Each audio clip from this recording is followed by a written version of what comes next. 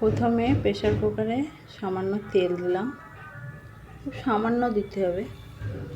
তেলটাকে গরম হতে দেবো।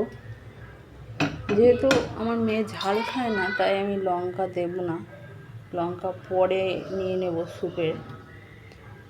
এবার কুচি কুচি করে রাখা চিকেনটার ভিতরে দিয়ে দেবো, কুচি কুচি করে রাখা চিকেনটা দিয়ে দেবো, দিয়ে সামান্য নাড়িয়ে নেব।